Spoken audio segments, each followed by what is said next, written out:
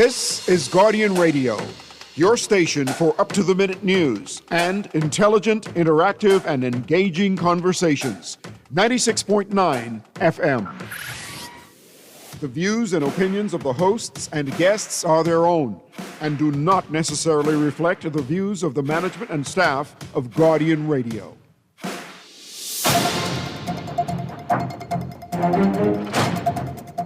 Guardian Radio Today is brought to you by the Cleveland Clinic and Printmasters.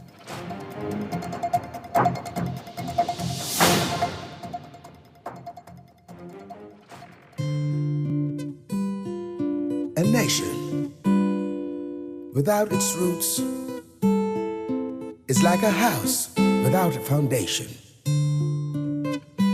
To everything there was a beginning, and so it is for the African nation.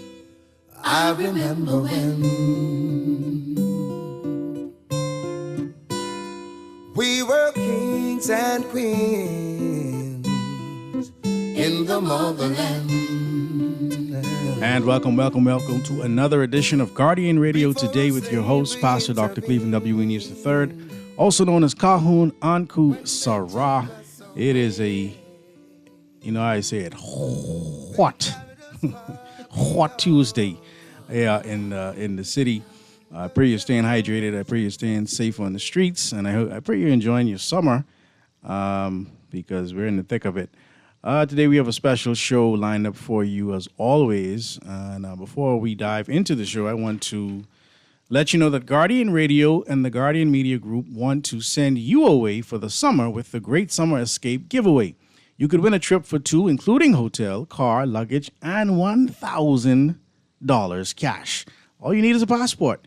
Just get a Nassau Guardian newspaper, fill out the entry form, drop it in the entry box at the Nassau Guardian in Oaksfield, and tune in to Guardian Radio and follow the Nassau Guardian on all social media platforms for your chances to win.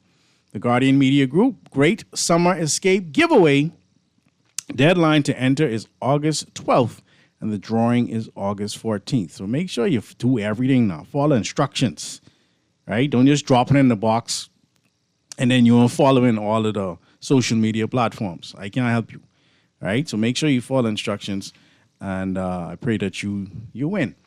Today, we have a show that was planned before this weekend, but it just so happened to be very fitting.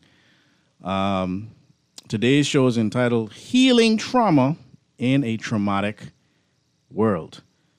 Our special guest today is none other than Vashon Culmer Bullard. She's a licensed mental health counselor and certified clinical trauma professional. And the most important thing is she's my cousin. No, but on a serious note, she is well versed in this field of trauma, and I like when I can have these conversations with people who I've grown up with, but they've taken the time to become professionals in the field and really put themselves in a position to help us as a nation.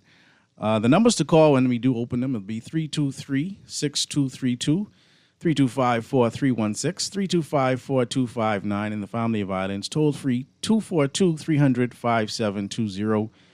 The Guardian Radio text line is powered by BTC, and that's 422-4796. That's 422-4796. Standard text rates do apply. We're streaming live on GuardianTalkRadio.com. And you can also catch up with us on Cable Bahamas Channel 969 or BT Channel 612. So trauma, when we look at the word trauma, I like to look at the etymology of words. Etymologically, we're looking at, and I have an expert in the room, so she's going to give us her understanding of this all. But what do they say? They say physical wound. Physical wound, medical Latin from the Greek trauma, a wound, a hurt, a defeat. They say to rub, turn, and then they go on to talk about derivatives referring to twisting or piercing. So that's trauma as a noun. And of course, you have the adjective traumatic, right? Pertaining to a wound. And then also produced by or adapted to the healing of wounds. Now, we had a very traumatic experience over the Independence weekend, and we want to start the show by just giving condolences to all of the families that are still grieving. Today's show is not, based solely around what happened this weekend, because like I said, we had this show planned from last week, and it just so happened that things happened the way that they did. But with all that being said, Vashon, you being a licensed mental health counselor and now a certified clinical trauma professional, what does that mean exactly for our listeners? Well, thank you for having me. Yeah, come on, let's go sit to the mic. Mm-hmm. Thank you for having me. So you want to know what my titles mean? Yeah, like what is it? Because, sometimes people listening will be like, what does that mean? What does she do? Okay. So currently, I function in a private practice. Being a licensed therapist means that not only have I done the foundational education, but I have studied, I have taken an exam, and I have passed, and a licensing board has said that I am qualified to to do this job. Like how you spell that out. Yeah. Yes. Yeah. So, and that is something that I have to renew. So you ain't on this show because you was my cousin. No. Right. Okay. That's what I just want to make sure. I am a qualified professional. Yes. Right. And I have to do continuing education. I have to renew my licenses every 2 years, all those things. And that includes the certification for the trauma professional. So once you become a licensed professional, one should continue the education and also seek to get certifications in certain things that help you with your life's work. Yeah. Now you went to the Great Fisk University. I did. The dear old Gold and Blue, Nashville, Tennessee. Yes. My father, my grandmother, your father. Yes. My mother. sister, your mother. Plenty people in our family been. I used to hang around Fisk. Yes, you did hang when around. I was there as well. But I didn't graduate from Fisk. And then, so you did your undergrad at the Fisk, and then you, what was your undergrad in? So my degree was psychology, but I didn't start out that way. Oh, really? I started out as a pre-med. Okay. Biology pre-med. Wow, and you made a shift. And I took a psychology course, and I was hooked. Wow. From there, you went on to Valdosta State. Yes, and I did my master's in clinical counseling psychology. And then I moved to Florida, where I did the extended education I needed to get licensed. Okay. So with all that being said, that class that you took that just pulled you in, that psychology class, is the work that you're doing today what you expected it to be? Yes and no. When I first started out, I would probably say no. I think as a new person in the field, typically what people do is more along the lines of community mental health. And a lot of times that can be very stressful, very overwhelming. You get overworked a lot. Wow. And it's really hard on you as a person that perhaps is an empath, right? Because you see a lot of people struggling, children, and having to step in and be that person to help them, connect them to resources. Sometimes that can be a real pain. After doing community mental health, into substance abuse counseling for quite a few years. Okay. More residential care. And then I decided to take the leap and go out on my own. Wow. I think that's because it's, you ain't got no salary no more. If you don't go to work. Right. You don't work, you don't eat. We in this country, the reason why I even reached out to you was because I saw a post where there was I think it was an attempted suicide, of Clifton Pear or something like that. and then I'm just watching a lot of people struggle and suffer. I see a lot of homeless people, more than I did as a child growing up. You know, I see a lot of people who are on the streets. I see a lot of frustrated parents. I see a lot of frustrated children. I see teachers. You know, I was in education for many years, and there are teachers who they're backing off. They're like, I just can't deal with the level of, I guess, stress, for lack of a better word, that's coming with everything else that I have to deal with in the classroom. Never mind the whole situation that the government is dealing with outside of that. I mean, even before that. And so when you are introduced to a client or a person that needs help, what are some of the things? What normally happens? That people seek you, or you have a way of seeking people? How I want people who are listening to understand exactly how it works and how they could reach out if they need help. But how does it work normally? So typically for me, because I'm based in Florida, but I, frequently come back and forth here. If there are people here in the Bahamas that would like to reach out to me for services, they can contact me directly via WhatsApp or through my email. But in Florida, I'm on various platforms, and typically people would seek me out based on my profile that's out there. Okay. Now, when it comes to assessing clients, I definitely have a list of assessments that I use for questions for clients to answer so that I can gauge where they're at. I have intake forms for clients to fill out so I understand what they're seeking help for, what's happening in their life, mentally, but also medically, because that plays a role sometimes. Okay. Family life, those kinds of things. So just a short intro for me to understand who they are. Those assessments also are very telling because they help me understand exactly where they are mentally on different scales, like with depression, anxiety, also suicide risk. Yeah. Right? Now, if I am assessing someone and let's say someone peaks high on that suicide risk assessment, then that's something I'm going to hone in on first, right? Because that means you're in crisis. And if that need is really dire, then we have to seek immediate intervention. They need to go somewhere because that's, again, beyond my scope at that point. That means that they need to be somewhere safe, they need to be protected, and they need to be stabilized, right? Once that has happened, then they can tap back into therapy.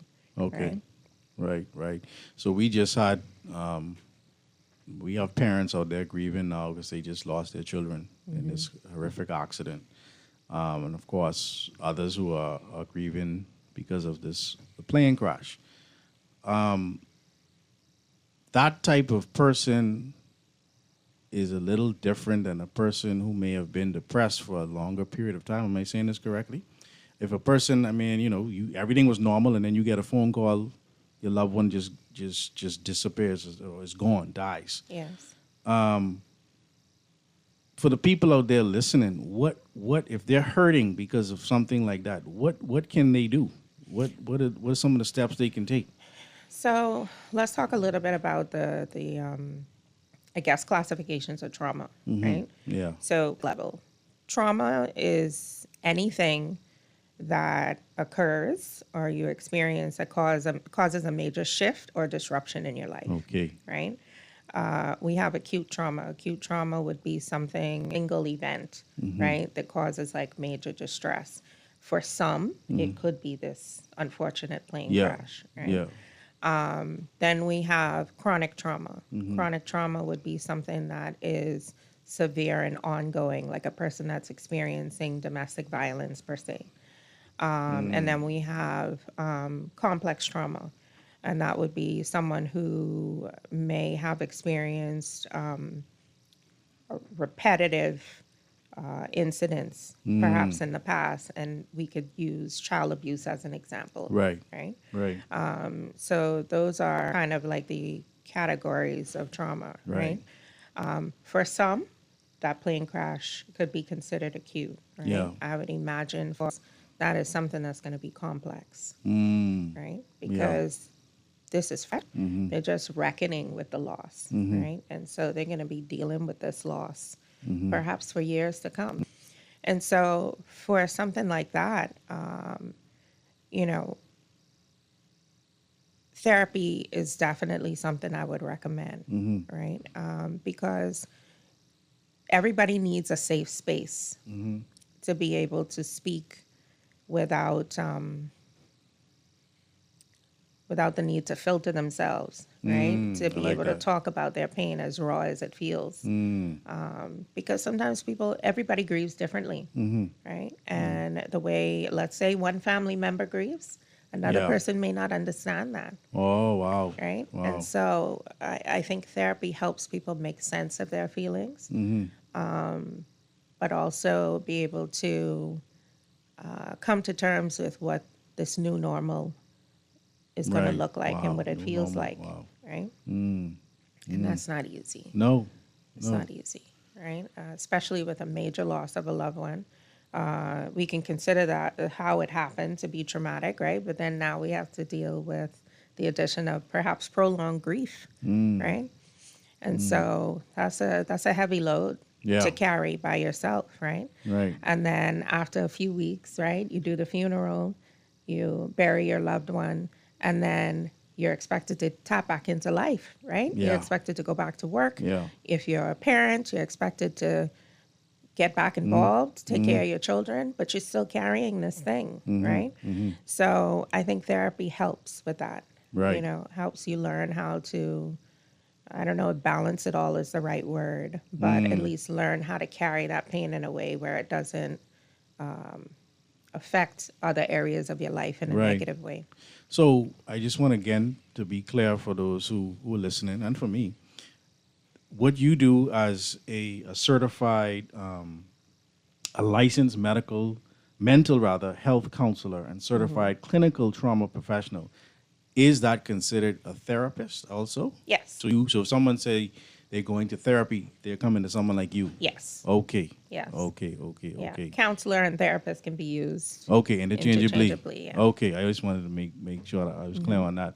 So I remember when I came home from high school, I went off to boarding school. I did 1 year at COB, and that first semester, I didn't know that was gonna be the last few months of my grandfather's life. Right, he passed away right before my exams. Right, and I said I'm fine with my exams. I don't even want to think about having to take these exams later. So I felt fine. I took the exams. I failed all my exams. My GPA was like 1.7 or something, right? So when the counselors and everybody heard that my grandfather had passed right before the exam, they said, why didn't you say something, right? Yeah. I felt like I was okay. So my question to you now is, what are some signs that people can look for to understand or to know that, hey, I may need to look for some help? Well, it's interesting you use that word because that's something I teach my clients when they come in and they say, I'm fine. And so fine is feeling. Wow. That's usually a word we use to Wow. kind of ward off Yeah, people. I fine. Yeah. I fine. You know, it's like, go move along. Yeah. Talk about literally. something else. Wow. Right? Yeah. Fine is not a feeling. Fine is not a feeling.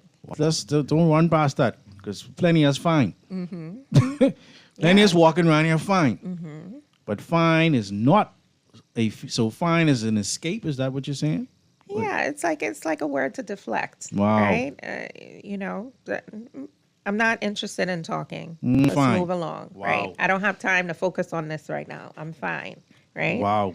Let's do something else. Right? And so fine is not a feeling. So when I hear my clients say that word, I go, Wow. I need you to dig a little bit. What's happening? Because fine isn't a feeling. Wow. And if we're using that word, then you're not fine.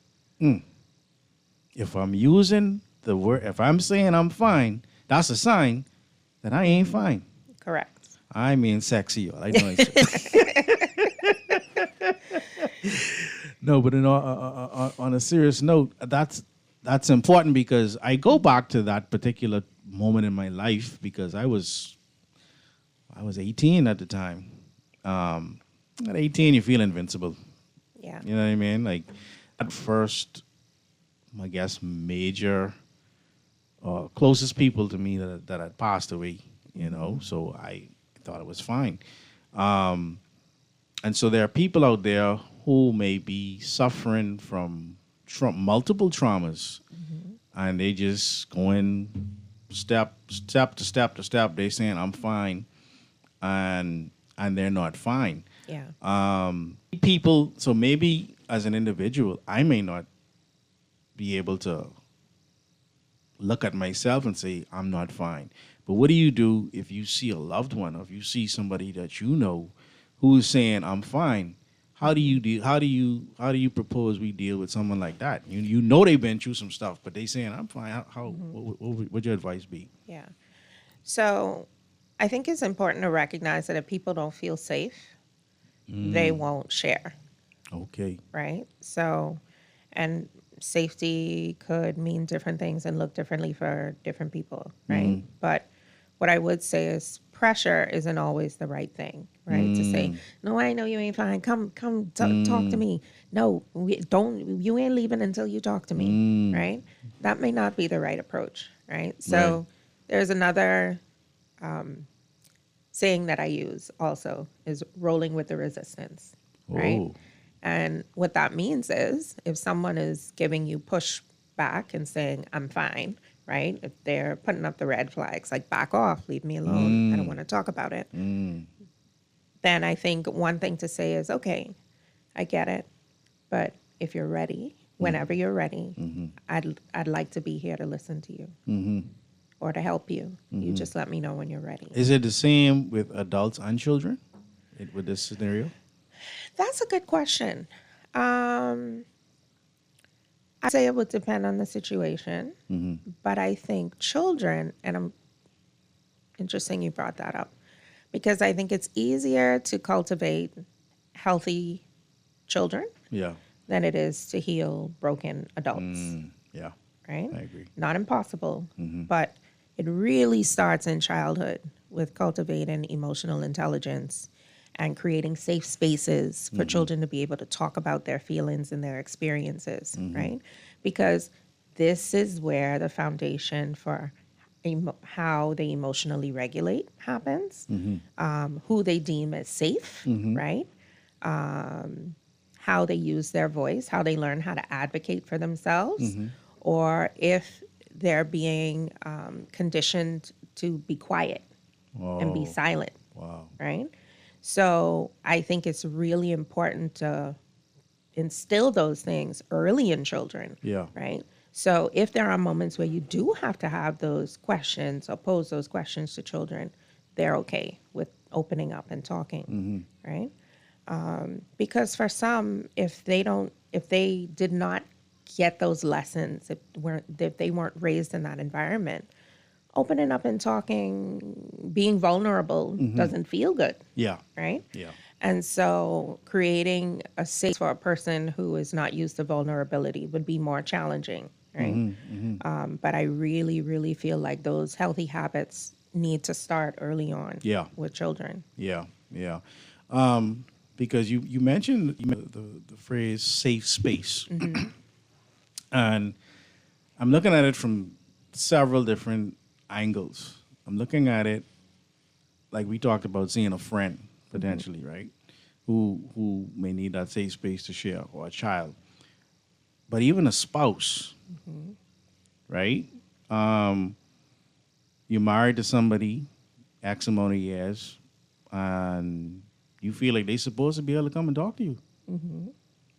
But for whatever reason, they don't do that, or you don't know they're not doing that. You think they're sharing, but they're not really sharing. Do you see that often? Absolutely. Wow. Absolutely. Give us dive into that because I think a lot of people, married or not, in relationships, you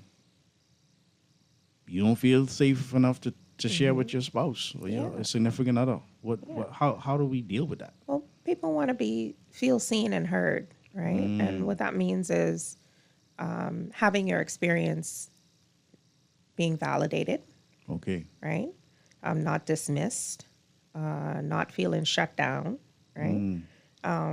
Those things wear in a relationship over time, Okay. right? And it could be the smallest things, right? But I feel like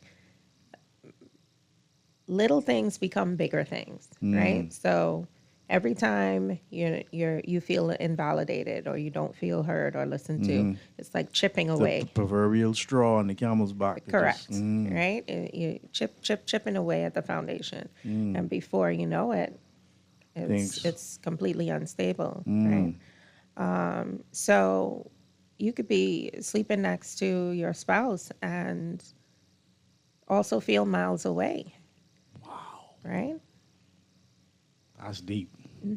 You could just be going through life's day-to-day stuff, but if there's no safety for us to talk about intimate things, for that person to feel vulnerable with their partner, then that's problematic. Wow. Do you offer couples counseling I as do. well? Because you could have two traumatized people living with each other and they don't need both of them think they fine. Hey, we Yeah. fine. Yes, absolutely. And ain't nobody addressing it, and then it filter into the children, and oh my word, Absolutely. wow, you Yeah. you have an important job, you know. And I think one of the hardest things with couples counseling is the recognition of one partner of the other one's lack of interest or ability to work. Because I'm fine. I don't know I don't know what's wrong with all. Right. I don't even know why we here. Yeah. She bring me here. He bring me here. That type Right. thing. Yeah. And you gotta look and go, Yeah. You know. wow. And I always tell, particularly couples, right, that you're not always going to like me in this process. You ain't here to be nobody's I'm friend. not here to be your friend. My Lord. I'm here to educate and also point out what's really happening here. And so one of you may feel like I'm an ally one week. Right. The next week you may feel like I turned on you. You slip us some money. Yeah. Yeah. I was she on your side. No. Yeah. Yeah. You know, but the truth doesn't always taste good. My Lord. And so you have to be willing to go through that process and understand that couples counseling is necessary and helpful, but it's also going to be challenging. Right. Right. So in your practice, have you had and I'm sure you have those situations where you kind of meet a client and I guess they don't know which way is up from down. And you're looking at them and it's a matter of them, I guess, learning to trust the process and trust what they're about to go through. Have you had those clients where you kind of they were on the ledge and you brought them back and you could see them today and smile and say, Yes. "Wow, Absolutely. wow, And that definitely makes it worthwhile. okay, You know, yeah." I have clients that have been with me for years. So let's say that client that was on the ledge and you brought them back, they'll still come and touch base every so often just to, I don't know, like how you do the continuing therapy type thing. That happens. So I think I would describe myself as more of a collaborative therapist. And what I mean by that is I work with my clients on identifying what we need to work on as far as a treatment plan. And if I notice a shift in our patterns, I always check in with my clients every couple of weeks, maybe every month or two, and see where we're at, right? Okay. How they're feeling about therapy. If they've identified things for themselves that they feel like they've been able to grow in, if there are things that they feel like they haven't quite been able to address. And if we're at a point where we feel like we need to end therapy, then we'll do that. But I also have clients who are just ongoing with me long term. I have a client, I've been seeing her every week for 2 years. Wow. And she's not interested in discontinuing. discontinuing. Okay, this is her safe space. She's like, listen, I need this. Okay. You know? And so I just try to work with each client individually and see what they need and just kind of gauge their path that way. So I have some that are short term and I have some that are with me indefinitely. Wow. We're speaking with our special guest today, and I mean, you know when you know people, but you don't know them. I learned some things today that I didn't know about my cousin. But Vashon Culmer Bullard, she is a licensed mental health counselor and a certified clinical trauma professional. I mentioned she be in the sock too, okay? Because I know you're all sockers That's out right. there. That's right. Big Red Machine, class of 98. We're going to run to a break here on Guardian Radio today. Again, I am your host, Dr. Cleveland W. Eneas III, also known as Kahun Anku Sarah. The phone lines today are open 323-6232, 325-4316, 325-4259, and the Family Violence 242-300-5720. Back after this. They carried us far beyond, the generations have strayed. We've lost our true tradition. Oh. This is my call for one and all. At Cleveland Clinic, you set your course, not cancer. So when your journey takes an unexpected turn, you seek out the experts who've conquered it before, and you forge new paths to help fight cancers. For every route to a cure, for every care in the world.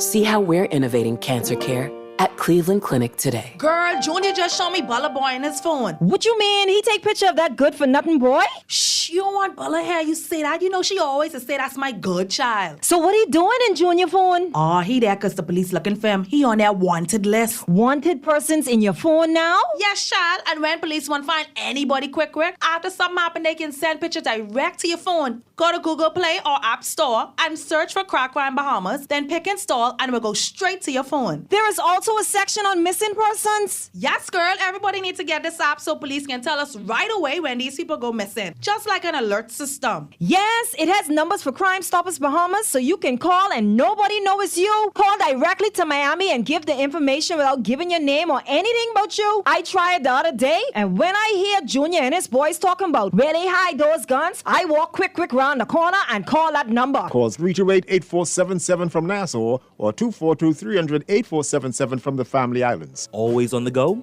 Missed the show? You can now listen to Guardian Radio talk shows anytime, anywhere on Spotify and YouTube by searching Guardian Radio 96.9 FM or by entering the name of your favorite show. You can also listen by logging on to GuardianTalkRadio.com and clicking on the podcast tab. Guardian Radio, continuing to provide you with fresh news and smart talk anywhere, anytime, all day. Hungry for some serious beef? Then get ready, because Burger King Nassau is bringing back the double quarter-pound king. That's a full half-pound of flame grilled beef, topped with melty cheese, tangy mustard, crunchy pickle, and fresh, served on a toasted sesame seed bun. Classic style, big flavor, big protein, big satisfaction. Get your double quarter-pound king meal with medium fries and a drink for only $10.35. More food, less money. Only at Burger King Nassau. No budget for a vacation this summer? No worries. We got you. Guardian Radio 96.9 will fly you and a guest to South Florida for a vacation of a lifetime. Our sweet summer escape gets you round-trip tickets on Bahamas Air. $1,000 spending cash, thanks to Percy's Island Games. Brand new luggage from Brass and Leather. 4 days and 3 nights at the beautiful Holiday Inn Express Plantation. Free car rental from Hertz, too. All you need is your passport. We got you covered. Enter now for the Guardian Radio 96.9 Sweet Summer Escape. Fill out the form in today's Nassau Guardian and follow us on all social media platforms. Remember, you must be 18 or older to enter. Entry deadline August 12th, drawing August 14th. Taxes not included and certain restrictions apply. This is Guardian Radio 96.9 FM. Fresh news, smart talk, all day.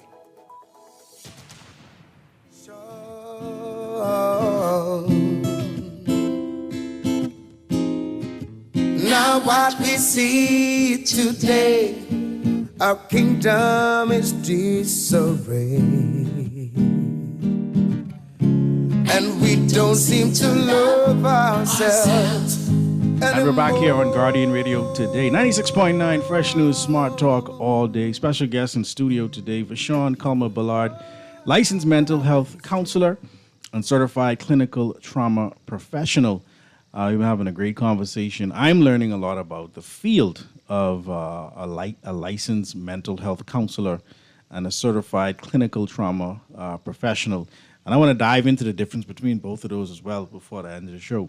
Let me just run to some texts, and then we can jump to the phones if any calls coming through. So glad it's Tuesday. On Tuesday, I get to hear from you, the great Pastor Uncle Sarah, also known as Dr. Cleveland W. Eunice III. I look forward to every Tuesday and Friday just to hear from you. Thank you so much for listening. Finally, at last, you have that wise, warm, brilliant psychologist that called in ages ago in studio with you. No, this is not that psychologist, but I'm going to get her. She was busy. I did speak with her, and she told me that she's going to let me know when she has more time in her schedule. And so this is another wise, beautiful counselor, psychologist. So I was second choice? No, you weren't second choice. What happened was, this was a few weeks ago. Uh-huh. We were having a conversation, and a psychologist called in to talk about multiple intelligences. Okay. And I said, wow, you need to come on the show. So I called her that same day, and she said, let me check my schedule. And she's been busy. Okay. So no, you definitely wasn't no second choice. You was my first choice. Okay. All right. Speaking of homelessness, I was in Oaksfield near the Guardian, and that area seems to be the epicenter of homelessness. So at least 5 to 7 migrants near there. Well, yeah, there are a lot around this area. There's a lot near the bridge. It's sad, but people are coping, I guess, as best they can. Cousins, huh? You two look alike. Observation. She appears a bit nervous, though. I don't think she's nervous. She definitely is. She's in her safe space with her big cousin. That is correct. You know what I mean? That is correct. Let's go back to the phone. Let's run to the phone lines for the first call of the day. Caller, you're live here on Guardian Radio today. Yes, good afternoon, Dr. Inez. Hope you're doing well. Hey, Brother Clint. Thanks for calling, man. Yes, sir. Yes, thank you very much. Interesting conversation, Mom. I'm enjoying the conversation. Mom, there's a lady by the name of Dr. Joy D. Leary, right? Mm. And she has this lecture piece on YouTube. I suggest anyone who hears it go and look at it. What's her name again? Joy D. Leary? Yeah. I mean, I can't really. I think it's a degree. I mean, DeGrew? Dr. Joy DeGrew? Yeah, Leary. Yeah. Leary. Okay, I think that might be her name. I know. She has this thing. She has this thing on YouTube. It's called post-traumatic slave disorder. Yeah, her name is Dr. Joy DeGrew. Yeah. And I watched it. I mean, it was interesting. I mean, like I said, I encourage every black individual to watch it because, she spoke about the traumatic experience of slavery and how, like, it's become our life today. Many of the social ills that we face as a people are a direct result of that. Mm. And I wanted to ask your guest, like, how do you go about trying to find a strategy to correct an issue where an entire people has experienced trauma, right? Mm. And because with this trauma that we have, I think I'll just ask all my questions now. Mm. And with this trauma that we have, right?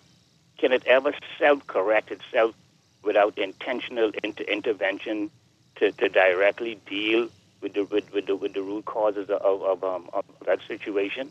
I mean, especially now that we live in a society where there are no role models, you know what I mean, to encourage a better behavior, right?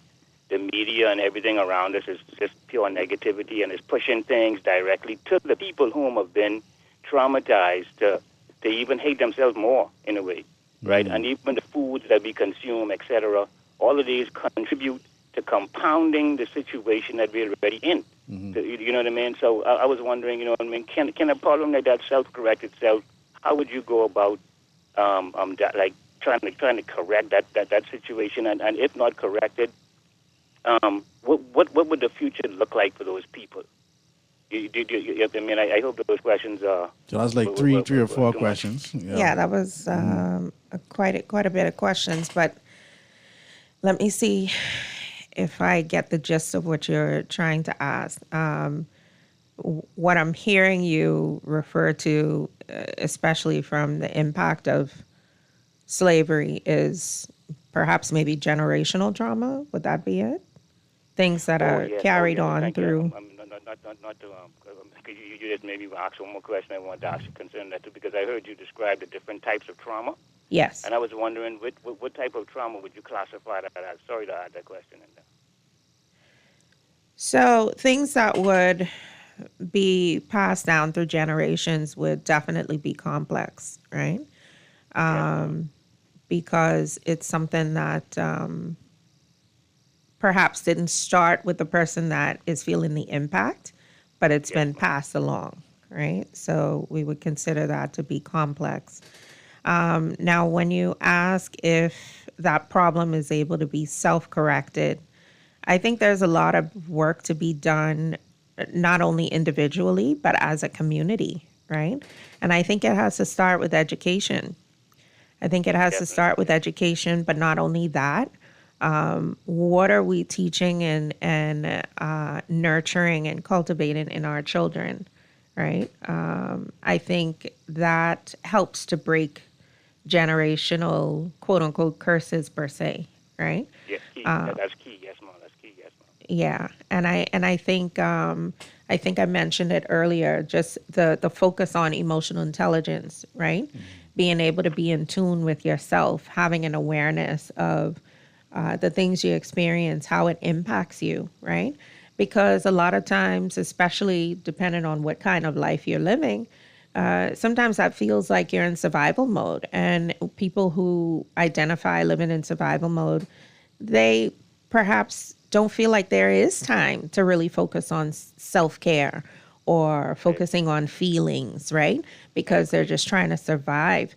So I think as an individual, but also as a community, I think education is important, but also just creating awareness in safe spaces about how important mental health is, supporting each other in that, and creating new social norms and narratives, right? But those things take time. And it also takes effort and commitment and consistency, right? And I think those things help to create shifts. But I do think you're right when you talk about social media and the impact that that has. That's also something that we have to be mindful of, especially with our children. But it definitely can be an individual and a collective process. But we have to have the consistency and the motivation to do it. Yes, ma'am. Well, I agree. I appreciate that answer. I agree with everything you said. We have to be intentional.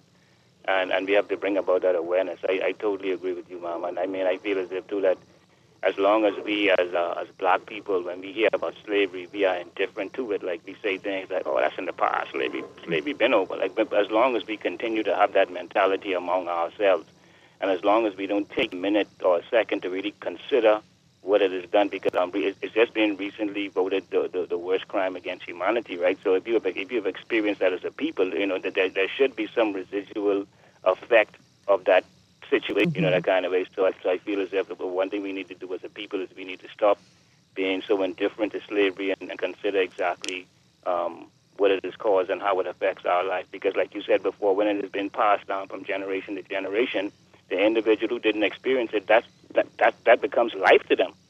You know, and if something is life to you, it's very difficult. That's on your hard drive. It's very difficult to wipe off. But very good show, Mom, and I appreciate your answer. And I agree with you 1,000%.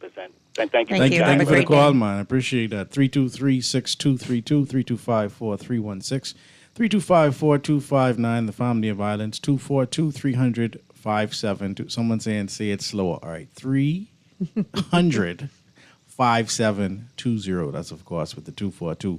That's the toll free. Let's go back to the phone lines here on Guardian Radio today. Caller, you are live. Caller going once? Are you there, caller? Hello, can you hear me, Dr. D? Hey, I can hear you. How you doing, Sparky? Hey, right here. We got 2 doctors in the house. Yeah, she almost there. She Boy, look at she. I thought she could slap you when you're about to say that. Women like slap, They don't punch, they slap and they swing. Yeah. Slap is. I know that'll be left-handed. A left-hand woman slap You sound like plenty left-hand woman slap you, Sparky. My Lord. But you can do the doc and doc. But Doc, I find out that Bahamian people, when it comes to psychology and psychologists and psychiatrists, it's like taboo. Yeah. A Bahamian will go to Dr. Danny Johnson for his foot. He'll go to another doctor for his knee. He'll go to the chiropractor for his hip and his back and his neck. He'll go to the lung doctor, the heart doctor, the prostate doctor. But he don't realize there's a whole body. He got to go to the head doctor, too. My Lord. Because the brain controls the body. So you check every year, you go to get your annual checkup. And the man check everything, your blood pressure, your heart pressure, your sugar, everything. But you ain't checking your head. Wife, you okay, but you didn't go check with your psychiatrist. My Lord. To find out if you're okay mentally. See, I got a psychiatrist I go to every year. Dr. David Allen is my psychiatrist. We laugh, we talk old stories. Yeah. The last time I go on there, I say, Doc, okay, you done got your money now. Tell me the truth now. And I got a friend with me sitting in the office and say, are you crazy or what? He said, don't talk here, you crazy. But you're headed in that direction.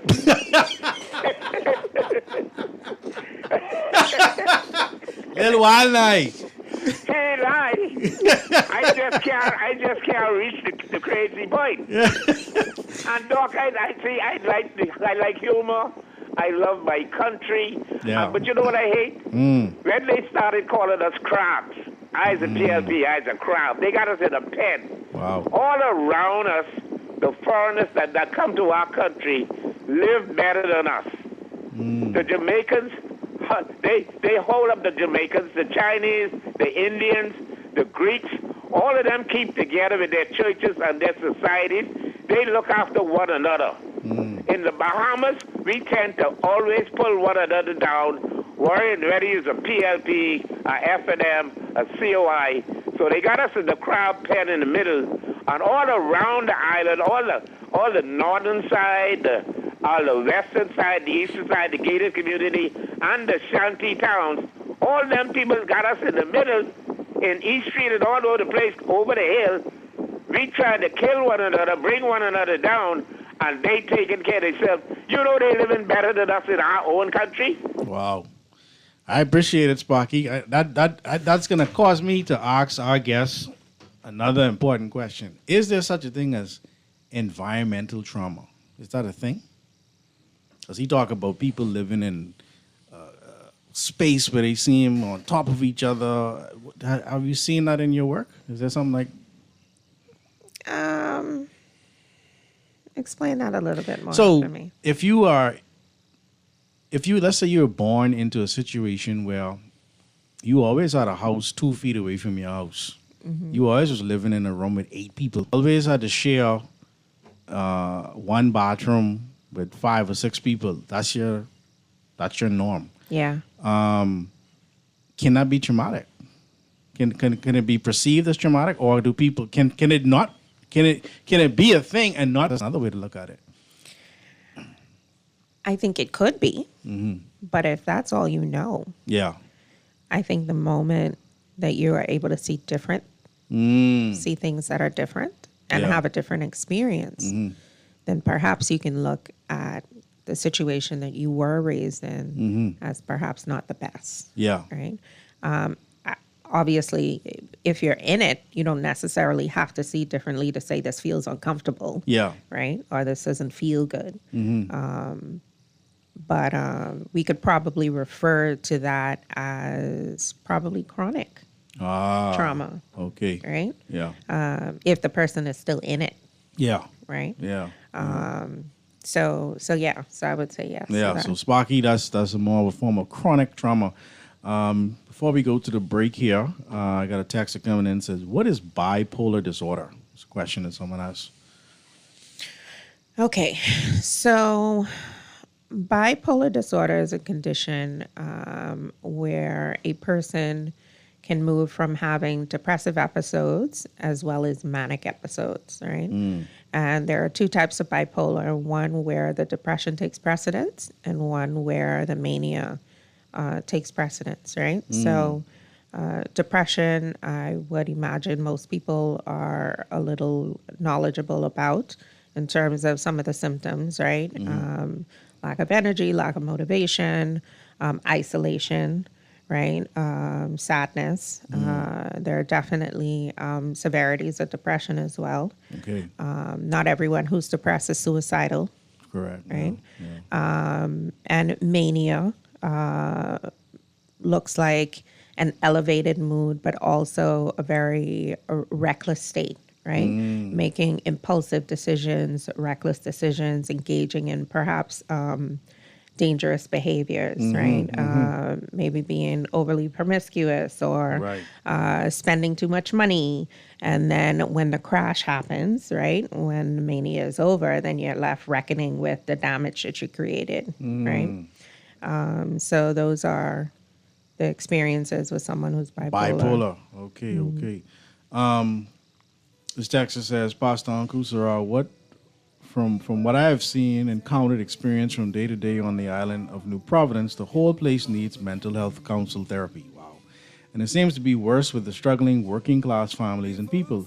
Super worse, an inferno or fire for the poor families and people in general. It is like this crazy burning inferno rat race. Everyday struggles, compounded by financial struggles and straight out hardship, has driven the Bahamian population on the island of Nassau, New Providence, semi-crazy, half-crazy, or even totally insane. Wow. That's a lot, Dexter. And we'll get our special guests to comment on that and a whole lot more. When we come back, we got to go to the news. We got to pay some bills. But again, our special guest is Vashon Culmer-Bullard, a licensed mental health counselor and a certified clinical trauma professional. Again, my name is Dr. Cleveland W. Eneas III, also known as Kahun Anku Sarah. Back after this. Generations to generation, both young and old. Let's restore our heritage, more precious than gold. I remember when. This is Guardian Radio, your station for up-to-the-minute news and intelligent, interactive, and engaging conversations. 96.9 FM. Now what we see today, our kingdom is disarray. And we're back here on Guardian Radio today. Fresh news, smart talk all day. I am your host, Pastor Eneas III, also known as Kahun Anku Sarah. Special guest today, Vashon Culmer-Bullard.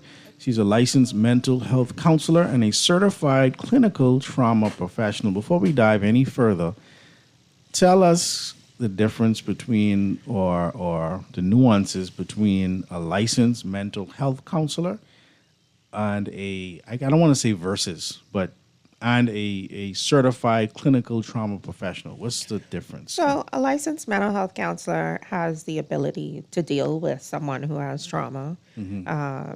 They are equipped to deal with most mental health issues. But this certification in trauma for me was more of a concentrated focus on something that was of interest to me under my umbrella. Okay. So it was important for me I was curious, so I sought out this certification, and so it became a big part of my practice. Okay. Yeah. Awesome. Now, early in the show, there were two things that we mentioned that you wanted to touch on. Initially in the show, I talked about when I was 18 years old, my grandfather passed away. I felt fine, took my exams, failed my exams, and then we started talking about fine don't mean you fine. Right. Yeah, but elaborate more on it. I know you wanted to touch more on it. Yeah. So I wanted to add to that, and this is also kind of tied into my emphasis on it's so important to cultivate these things in children as they're growing up, right? Because our brains don't fully develop until we're 25.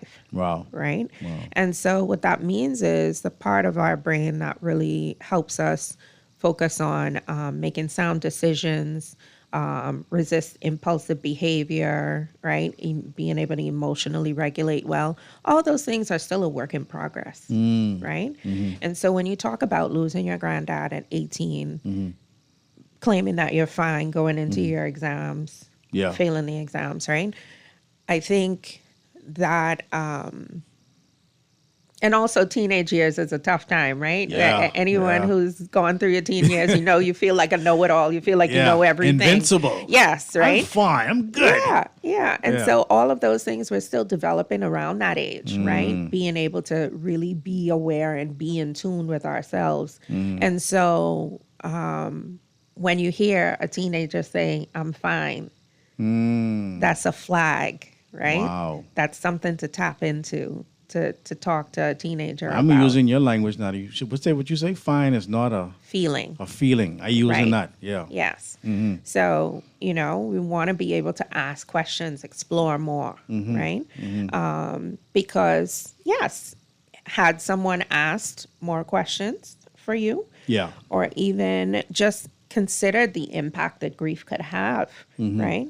I'm sure that could have been a way to excuse you from your exams, give you time, something like that, right? So I just wanted to touch on the fact that, even as adults, like, our brains don't fully develop until we're 25. So emotional regulation is something that has to be started early on, right? So that muscle continues to keep working, because obviously progress is the goal, right? Yeah, And yeah. so, but that takes practice.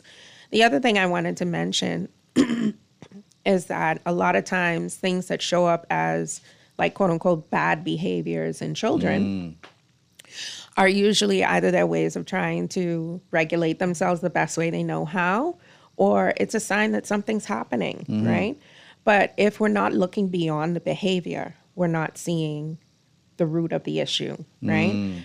So a child who presents as angry or acting out, right, in class, if somebody just takes the time to sit down and move beyond the anger, right? Because anger is a secondary emotion. And what that means is anger doesn't always travel by itself, Oh. right? Wow. Anger usually comes out as like the shield. Like, I'm fine. Okay. It usually comes out like a shield, like back off. Don't get too close, that's right? powerful, yeah. I'm vulnerable here. I don't feel safe. And so usually it's coming up something deeper that needs to be addressed, right?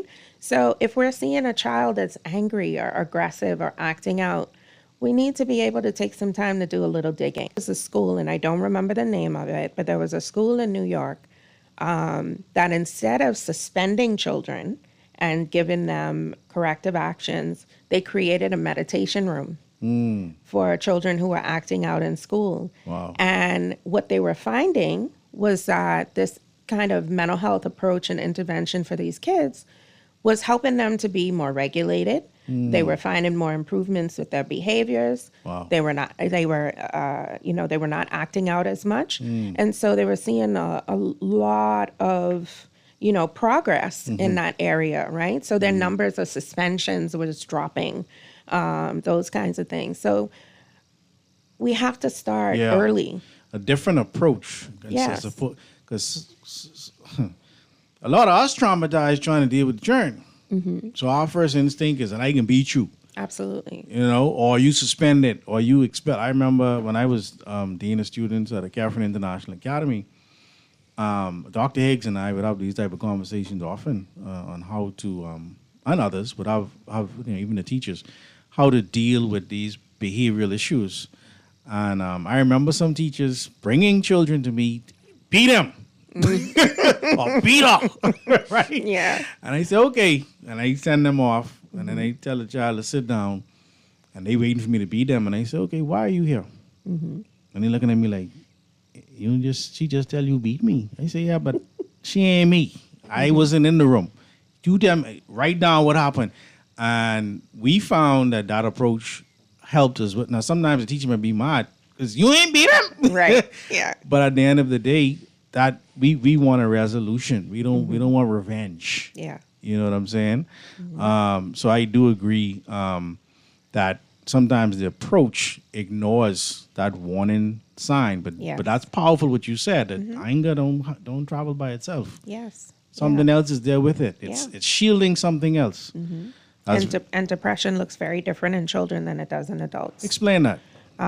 For a child, it will look like irritability. It will look like anger, right? It's going to look like the acting out behaviors, right? Because children they're new here, right? So they're learning how to regulate the best way they know how, right?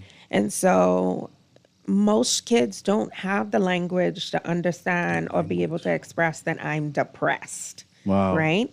And so, again, all it takes is some time and patience to dig a little deeper and make a child feel seen and heard and safe. Wow. So that you can get to the root of the issue, right? I have a 15-year-old son, as you know, and a lot of things that I tell him, he plays basketball, and so he has moments of, feeling anger, and I tell him, I said, listen, you are entitled to your feelings, and you are welcome to feel, but what we don't do is we don't get to lash out at people because of the way that we're feeling. So I teach him ways of dealing with his emotions, right? If you feel like you're overwhelmed by the things that you're feeling, then you separate yourself.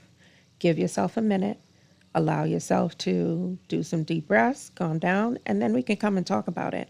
But you don't get to yell. You don't get to say hurtful things to people because you are feeling hurt or you are feeling angry, right? Because all you're doing is passing on that pain. And what we really need to do is deal with it, right? That's powerful, to give children the language. So what's the kind of we're going to come to you right now, caller. What's kind of the range of your clients, the patients that you go from? So I just see adults. Okay, just adults. Anywhere from 18 on Okay. up. Let's go back to the phone lines here on Guardian Radio today. Caller, you live. All right, good afternoon. I'm good. Hey, how you doing, man? Thanks for calling. Yes, great show as usual. Very timely.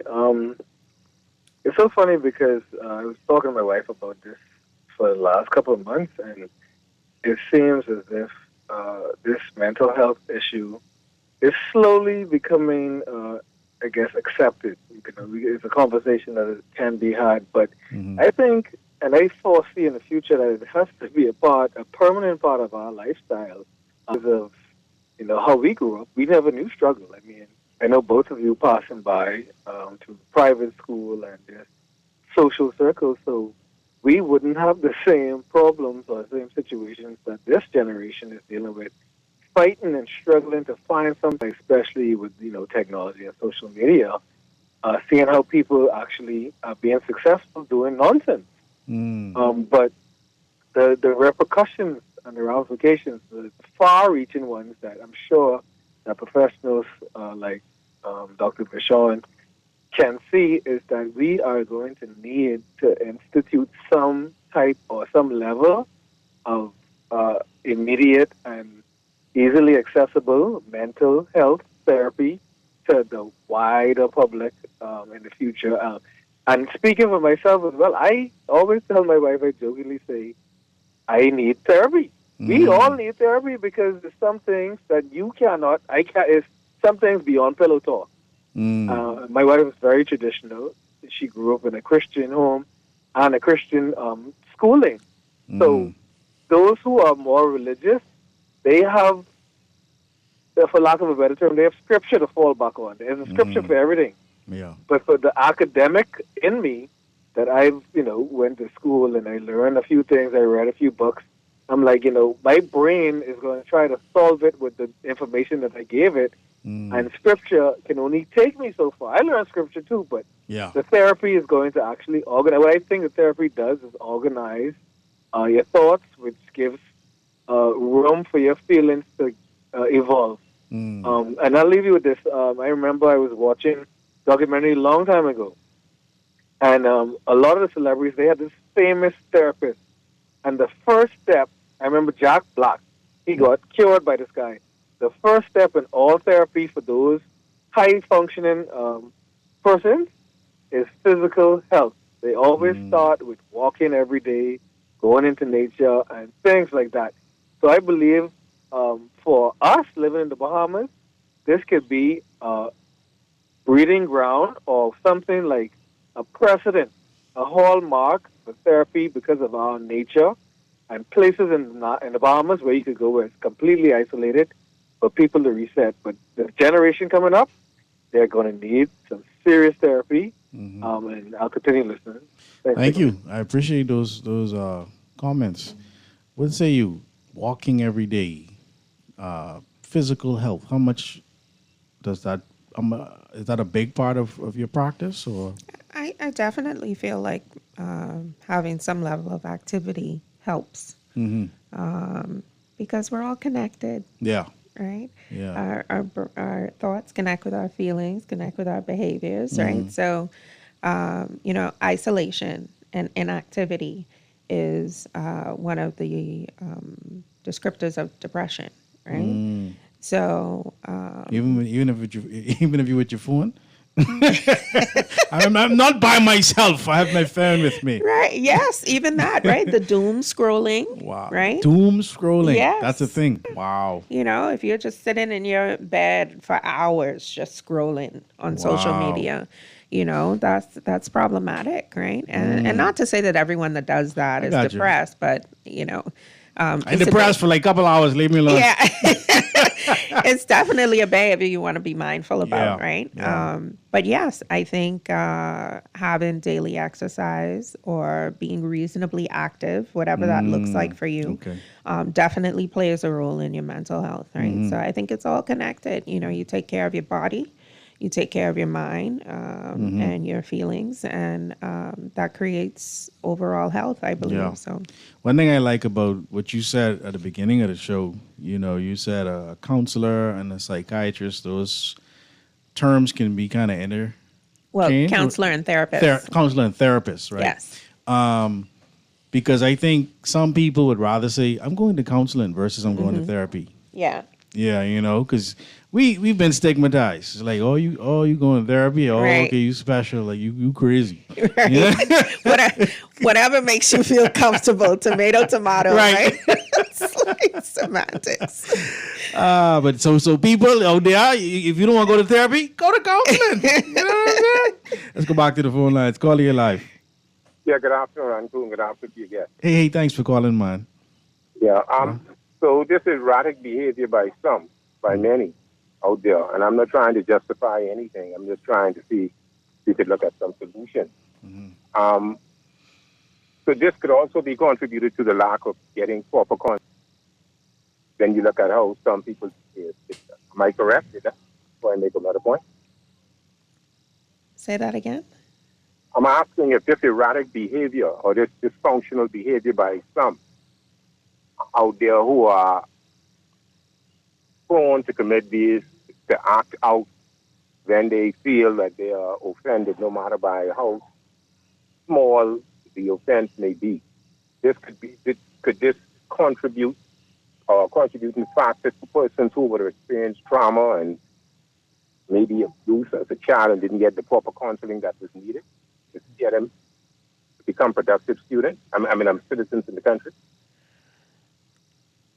Well, I think there are a number of things that could lead to somebody acting out and being impulsive and being aggressive, but certainly trauma could be a contributor to that. But it doesn't mean that that's the whole picture. We look at these things. We hear about these heinous acts that are being committed. We see kids standing right around. Many of them don't get counseling. They don't get it. But they go through life. They become adults, and with these things heavily on their mind. But I believe that counseling. I had a cousin before he transitioned from a nurse to a psychologist. He was at UB, with then COB, and he ended up leaving that profession and he went on to become a lawyer because he said that very few students wanted to come to him for counseling because they felt as if that it was a stigma to it that once you go to a psychologist, something is mentally wrong with you. So he left that and went into something else. But I believe that we need to have a more systematic approach and how we guide people through these things that they experience, because they don't get the proper, if you don't have the money, you can't get the proper counseling that you need to assist you to function or to overcome what you would have experienced. But that isn't a big part of our any government policy, so to speak. You'll hear about, we had a guidance counselor come in and speak to the kids if a student dies or something like that. And after a while, you don't hear anything about it anymore.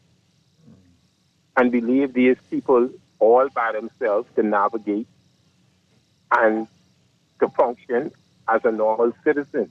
But counseling, therapy is seriously needed in this small country when you look at these things that is going on a daily basis as relates to crime. Then you had this plane crash the other day.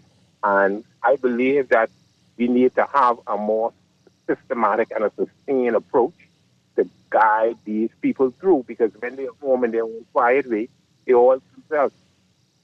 Yeah. That's just my take on trying to figure out how to and give people the help that they need as they navigate through their various experiences in life.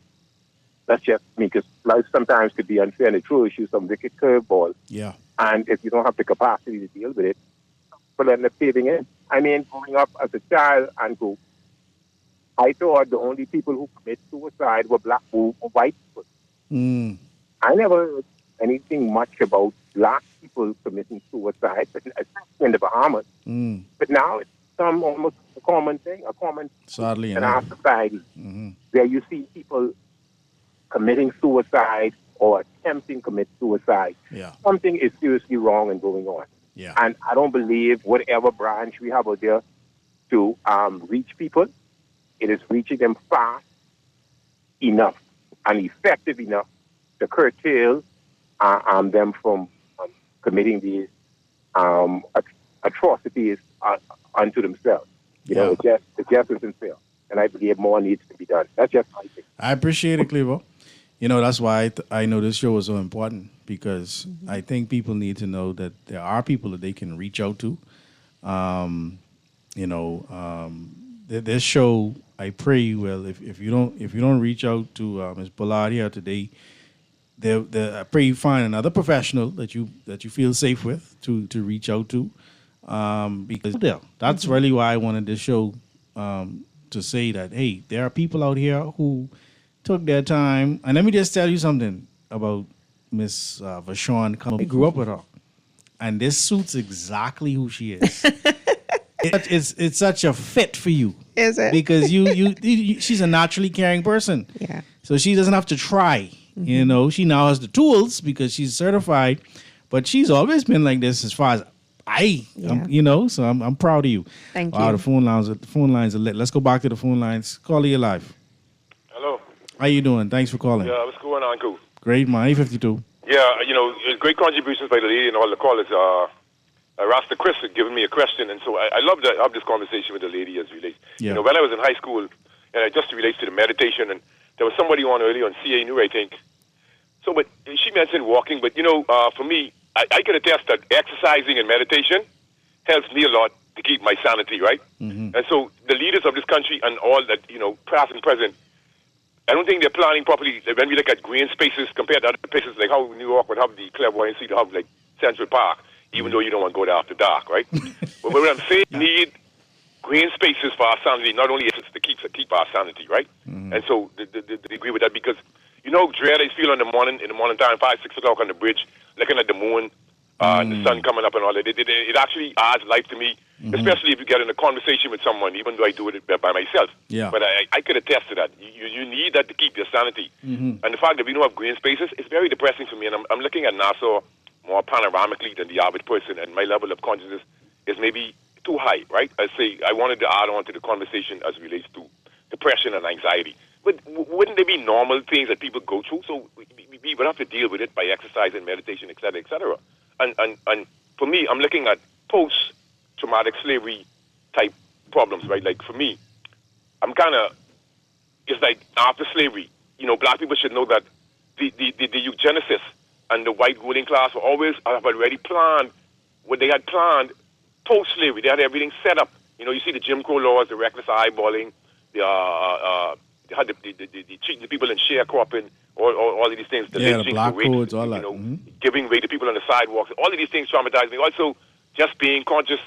My grade 8 history book, The Making of History, I always looked at the decking on the slave ship, and I just, for some reason, was empathetic and was just imagining being chained down and unable to move for all those periods of times. And so as it relates to what Cleve was saying, people committed suicide because some of the slaves jump off, even slave ships like the Amistad, et cetera, et cetera.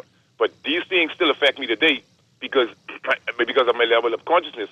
And so everything is planned out, even with the concept of the American Eugenicist Society and the things that they carried out. So what I'm saying is they have found innovative ways to oppress black people post-slavery and have us believing that we are free. And so that's why Frederick Douglass said, there's none so enslaved who falsely believe that we are free. And I see technology as a part of it. And so because I've been reading all my life and I'm conscious about a lot of things and hidden agendas, poison in the food, the air, the land, the sea, our minds, I'm kind of like realizing humanity is doomed without bringing a level of consciousness.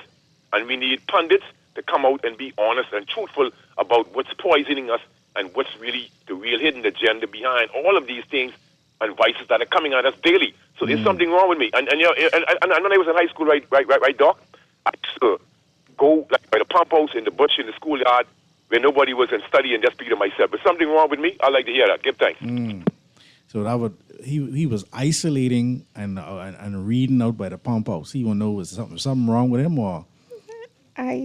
I mean, I'm just hearing his voice on the radio yeah, for the first time. So I can really say that something's wrong with you. But I think meditation is a good thing.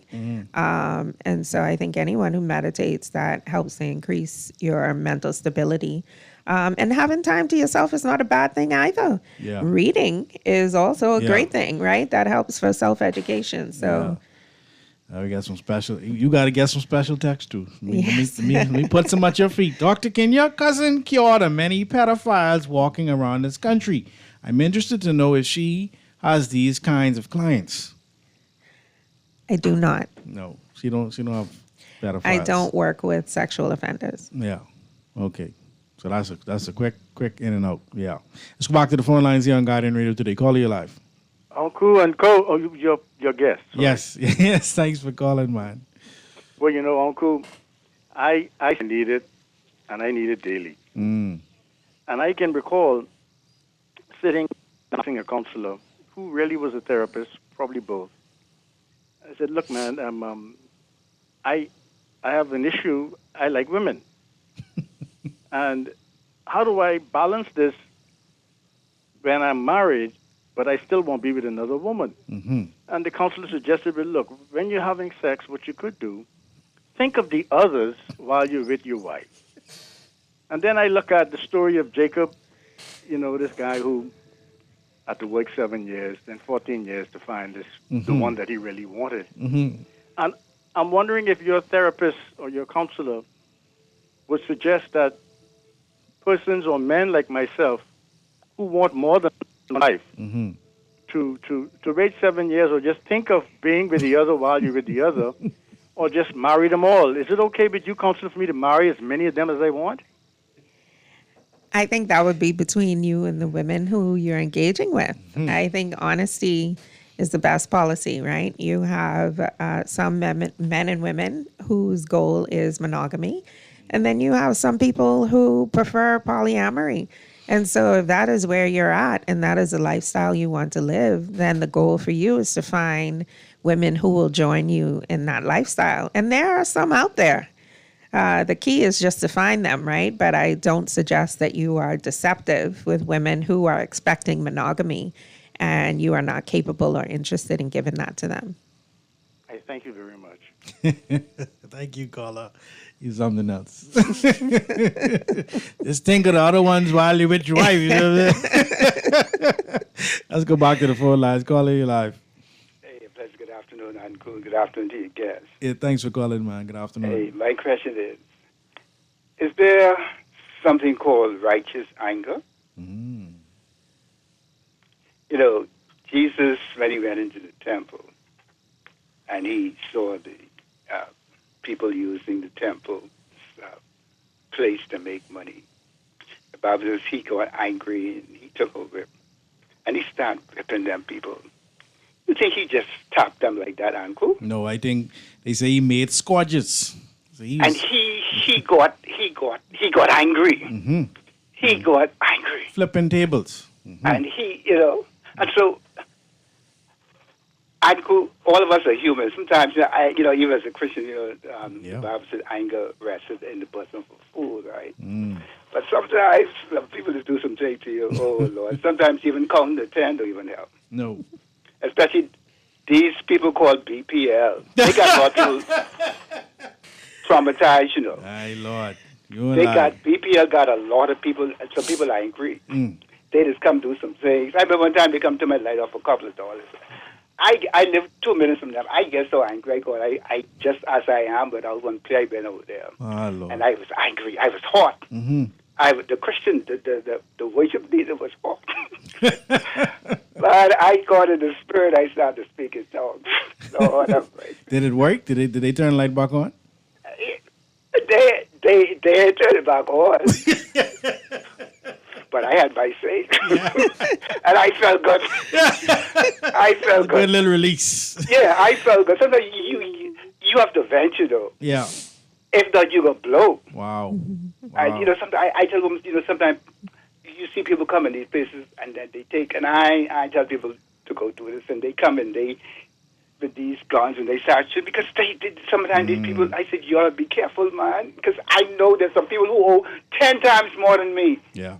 But you come turn my light off for $300, and people owe millions of dollars, man. Come on, you know. Yeah. But so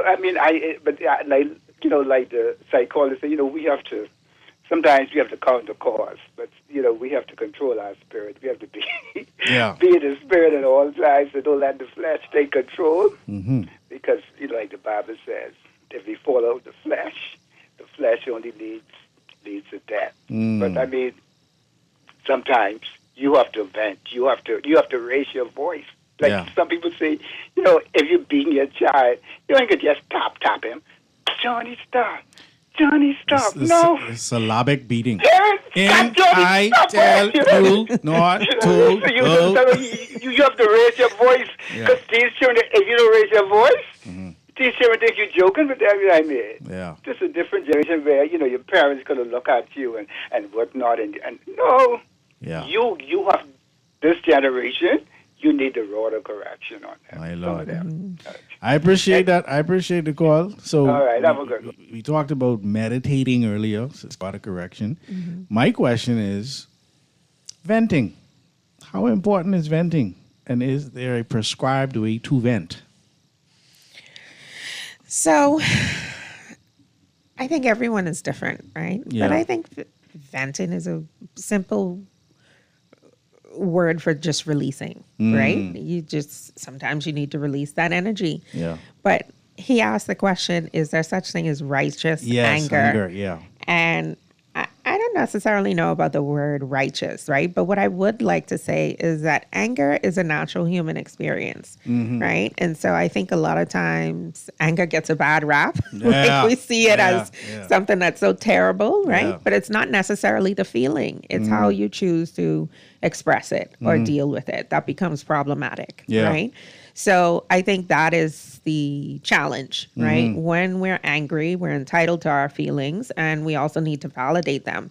But then also we need to give ourselves enough space to be able to take a step back, de-escalate, and then figure out, okay, what is also connected with this anger, right? Because again, anger doesn't always travel by itself, right? What else is happening? That anger is coming to the forefront to either protect or shield, right? And so I think those things are really important to be mindful of. Well, we say righteous indignation in our church, righteous indignation. But I agree, it's a anger is. I could be angry but I don't have to curse and carry on. I could just be very methodical in trying to prove my point, or like that's how I have always kind of use my anger as opposed to me cussing and carrying on. I say, you know what, I can put some work into fixing this situation. I'm mad, but I know that ain't screaming and carrying on and everything can help me. Yeah. So I gotta focus on the point, you know. And so we're gonna take the last break here. This is the last break? Yeah, this is the last break here on Guardian Radio today. We're talking about trauma in a world that's already traumatized. You know, we've had a lot of trauma over the weekend, and even before that, you know, the cost of living, and there's a lot going on in the country. But our special guest today was Sean Culmer-Bullard, a licensed mental health counselor and a certified clinical trauma professional, is with us today. We'll be back right after this. And defend Mama Africa. Don't let her fall. Defend Mama Africa. Generations to generation, both young and old. You try to rest, roll with the best. For all your printing needs, there ain't no one better, no. For posters and banners, magazines and flyers, for window decals, greeting cards and newsletters. No job too big and there's no job too small. You name it, we can print it, just give us a call. Let Print Masters bring your masterpiece to life. Located in the Nassau Guardian Building, telephone 302-2361. At Star General, you can go gold. Comprehensive car insurance covers loss or damage from accidents, fire, theft, and third-party liability. But the Gold package gives you increased coverage for rental car and windscreen, personal accident, medical benefits, deductible waiver, and 24-hour roadside assistance where available. Our Star General Gold package also gives you up to $2,500 for accidental damage to a rental car anywhere in the Bahamas. Go gold with Star General. Insurance made simple. No budget for a vacation this summer? No worries. We got you. Guardian Radio 96.9 will fly you and a guest to South Florida for a vacation of a lifetime. Our sweet summer escape gets you round-trip tickets on Bahamas Air.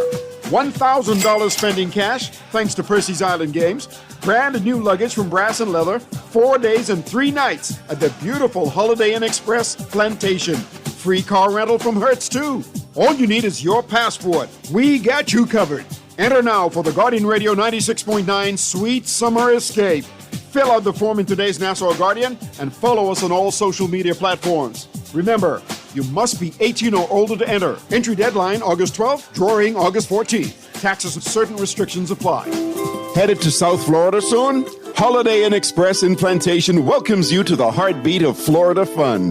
Whether it's business or pleasure, the Holiday Inn Express is close to sensational shopping, captivating dining, and nature Florida experience. Sleep well and rest easy at Holiday Inn Express. Complimentary breakfast buffet featuring seasonal favorites. Keep up your fitness routine in our 24-hour on-site fitness center with cardio equipment and free weights, or take a refreshing swim in our outdoor pool. Your special Bahamas tourist rate awaits. Holiday Inn Express, 1701 North University Drive, in Plantation. Book your getaway now. Call directly at 954-472-5600 or the sales department for reservations and additional information. Marco's Pizza, Marco's Pizza, something never tasted so good. Marco's Summer Party is bringing the fun. Choose 2 large one-topping pizzas with a 2-liter soda for just $34.95. Or grab a big square deal, 1 medium, 1-topping pizzas with boneless wings for just $39.95. Enter to win weekly Baja Bay water passes and your very own Marco's Summer Party pack all summer long. Marco's Pizza, summer never tasted so good. Budgeting and saving? Yes. Investing? Check. But what if you could do more? With an RF brokerage account, you can get priority access to local investment opportunities right as they come to the market. Never miss a bond or new share offering again. Plus, you can house all your investments in one place and benefit from expert investment advice. Contact us at brokerage@rfgroup.com to start doing more today. Some conditions apply. RF, money at work. Always on the go? Missed the show? You can now listen to Guardian Radio talk shows anytime, anywhere on Spotify and YouTube by searching Guardian Radio 96.9 FM or by entering the name of your favorite show. You can also listen by logging on to GuardianTalkRadio.com and clicking on the podcast tab. Guardian Radio, continuing to provide you with fresh news and smart talk anywhere, anytime, all day. This is Guardian Radio 96.9 FM. Fresh news, smart talk, all day. Before slavery intervened, when they took us away, they carried us far beyond. And we're back here on Guardian Radio today with your host, Pastor Dr. Cleveland W. Aeneas III, also known as Kahun Anku Sarah. We've been having a wonderful conversation today. I don't know you use wonderful and trauma in the same word sentence, but it has been an insightful conversation. Our special guest today is none other than Vashon Culmer Bullard. She's a licensed mental health counselor and a certified clinical trauma professional. We got about 15 minutes left in the show or less, and I'm going to run straight to the phone lines, and then I want Mrs. Bullard to just give us some insight into what she's doing next and how we can be in touch with her. But caller, you're live. Hey, good afternoon, Uncle. Hey, good afternoon. Thanks for calling, man. Yes, sir, and good afternoon to the doctor. Good afternoon. Mrs. Bullard. Ms. Bullard. First of all, I want to start by saying, right, I think we need to just put a moratorium on lawyers, right, and try to see if we can increase with more psychiatrists in this country, right? And I also, this is only another suggestion, right? I also think we need a department of psychiatry attached to the parliamentary department, right? You know, because I really believe we have a serious problem in this country when it comes to mental health, because when we look inside our House of Assembly today, right, it only could have cost, only mental health could have cost the places that were sitting inside those seats sitting there, right? and another thing, Uncle, right? Yeah, I'm listening. The law, right? The law was given to us, right? But we traded for grace. Right, and this is what I'm seeing happening inside our country today, right? This is why the law really don't have no stand, right? Because we was already dumbed down to know that we could break all of the laws, right? And then we could run and get grace from the courts, right? You know, so it's a trickle down effect. So we have to understand, you know that the law is the law, right? The law of the land, right, is the law of the land, and the law of God is the law of God, right? And once we break those laws, right, they have it's consequences. You ain't gonna just go and just say, well, let me just tap you and send you back out there to break the law, and then you come back and look for some more grace, and then we send you back out there to break the law. All of this is the reason why we need more psychiatrists inside this country. In my view, you guys have a nice day. Thank Keep you. up the good I work. appreciate that. Let's get this next caller in before we dive into some more stuff. Caller, you're live. Hey, gracious, you brother, how you doing? Hey, bro. Thanks for calling. Hey, where the schoolie boy times change, times really change. With mental illness. Remember, man, when we was younger, we couldn't even be mental ill. Now they say, fix your face. Suck it up. What's your face makeup for? Depressed? Boy, you be depressed, you get in the slipper. You'll be happy real quick. Boy, we are serious, you know. But Uncle, let me ask you a question. You ever remember any time when you was younger, when you was depressed, you ought to be happy? You went out of church. You went out, man, look here, 52 can't even tell me a lying on this. You went out a choice but to be happy. You better put a smile on your face. Right, you can learn why you should smile. Yeah. I like? That was definitely the order of the day. And second thing, right? I think what probably causing this problem too, right? This social media. Man, but Uncle, Schoolie, I never seen no foolishness before in my life. You realize people actually be depressed. You crack 4 jokes, right? You get 200 likes. The next day you get 400 likes. But the following day you get no likes. These people depressed. But Uncle, they ain't talking, but they suicidal depressed because they ain't getting no likes on social media. Wow. And then they trying to do the most stupidest things just to get more likes. And the less likes they get, the more depressed they become. Yeah. Yeah. There's a crazy way we live in. I think times change. What Mrs. Bullard said earlier was people want to be seen and heard. And heard. Right. But, okay, third thing, right? Let me touch on this point there before I go, right? Because I know you have a lot of callers. I keep on telling people, right? The same medication, trust me on this, the side effects of some of these things is depression.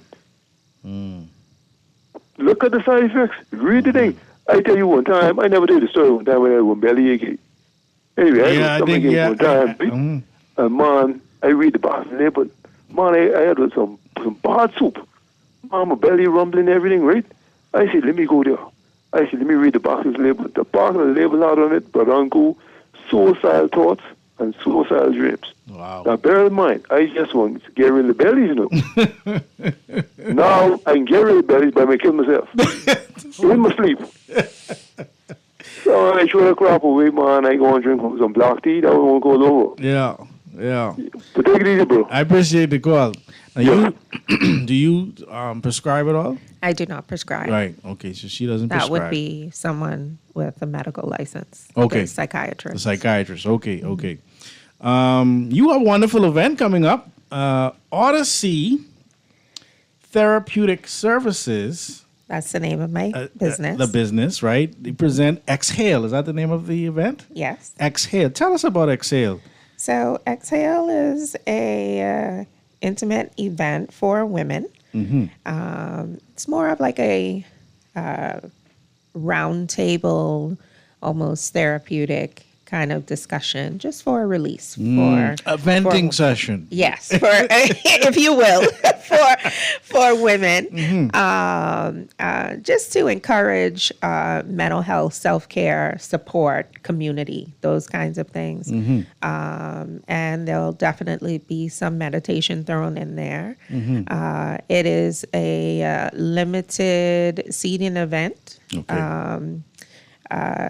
I believe we have about 5 more spaces. It is $75. It is happening on Sunday, the 19th, from 11 a.m. to 1 p.m. At the Creative Space on Wolf Road.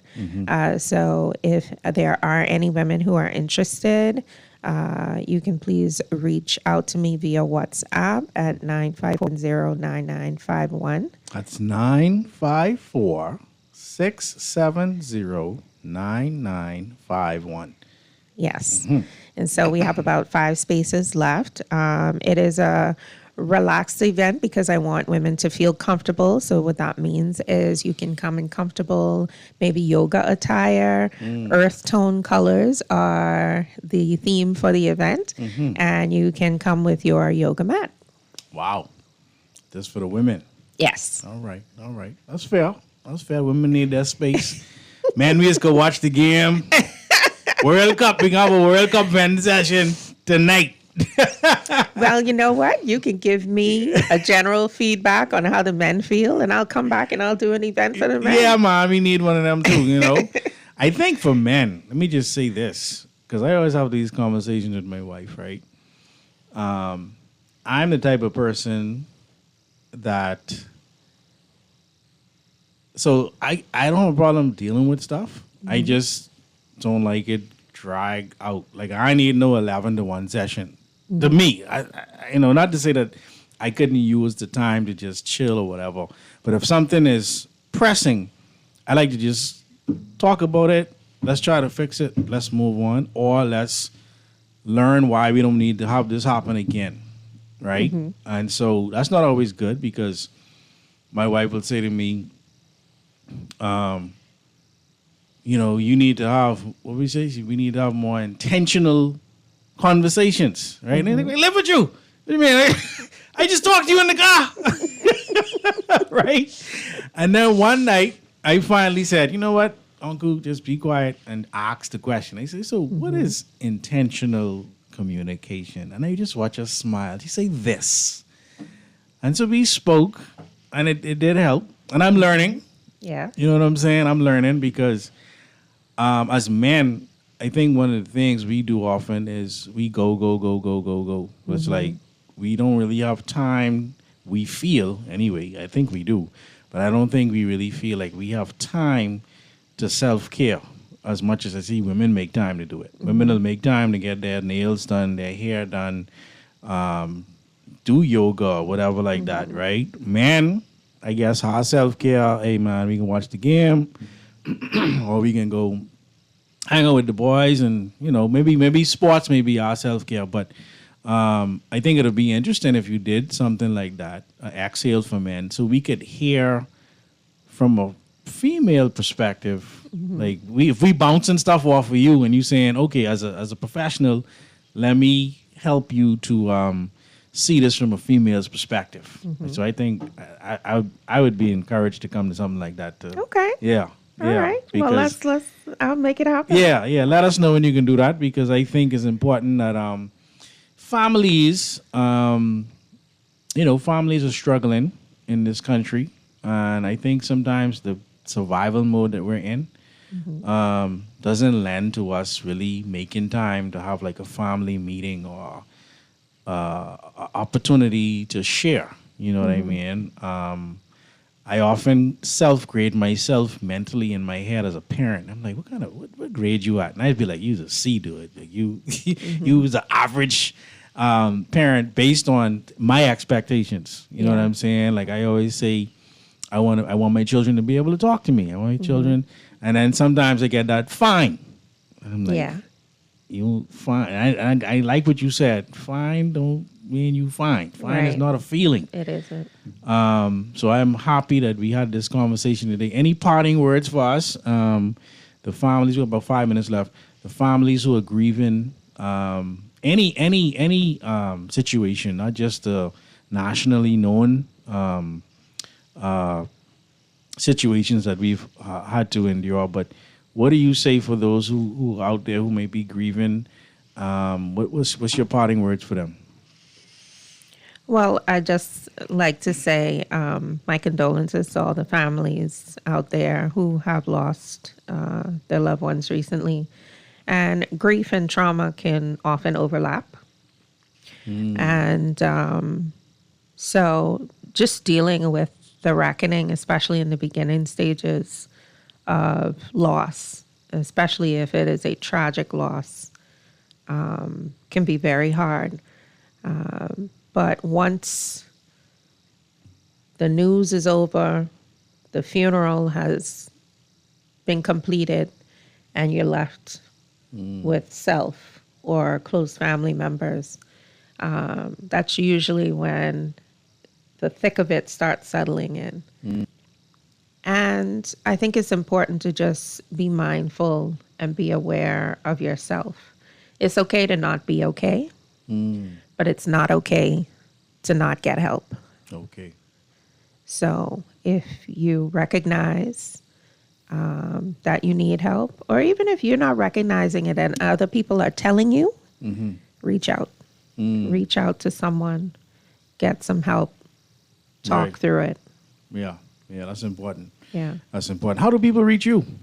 So I am on IG, Odyssey Therapeutic Services. You can reach me on my page. My email address is vashawnbullard@gmail.com.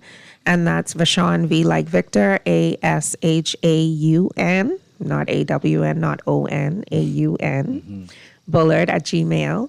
And I can also be reached via WhatsApp, 954-670-9951. Say the number one more time. 954-670-9951. Now I got a text who's saying, Bullard, what type of bullet she is? Now you explain that you married to a Bullard, but he want to know, is this Exuma Bullards that you married to?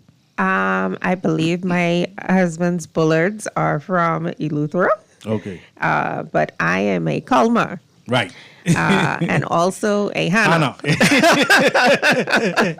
Yeah, we the Hana clan. Yes. Yes. So. Yes. So yeah, but today has been insightful, and I'm happy that you were in town long enough for us to catch up. Thank you for having me. Yeah, man. Listen, this is just the first. We can do this again. You know. Can I add just one more? Go thing? ahead. Go ahead. When you mentioned not always having time. Yeah. To tap in and talk with your kids. Yeah. One thing I used to do with my kids when they were small, especially, if I was coming home from work late, I would always have a bedtime routine with them that took just like a few minutes. And I would ask them what was the peak and the pit of your day, right? And so usually that would lead into a 5-10 minute conversation. And that would be our check-in, right? Weekends obviously provides more time. But I think that's important to have those moments. It doesn't have to be long, right? Just have moments where you tap in, where they understand that you are a safe space and cultivate that expectation that they can come and talk to you, right? Yeah. My teenager, he doesn't really want to talk much. Right. I ask him things, everything's That's okay. how mine are now. Right? Yeah. But he has those moments where he'll come out of his room and go, Mom, okay, guess what happened? Yes. And could you believe this? And I stop what I'm doing. And And I tap in and I listen. Yeah. Right? Yeah. Because if he's coming, I want to receive it. Yes. Right? Yes. So just be open to it. Thank you so much. Again, our special guest today, Vashon Culmer Bullard. And listen, man, she is having a wonderful event on July 19th. It's called Exhale. This one is just for the women. We'll let you know when the men's is coming up. But make sure you reach out to her if you are interested. Thank you, the callers. Thank you, the texters. Thank you, the listeners. The Talking Heads are up next. That's Naughty and MJ, or whoever they may have being a talking head today. Sometimes I'm a talking head, but not today. I want to thank you all for listening. This is 96.9 Guardian Radio Fresh News, Smart Talk all day. Again, my name is Pastor Dr. Cleveland W. Eneas III, also known as Calhoun.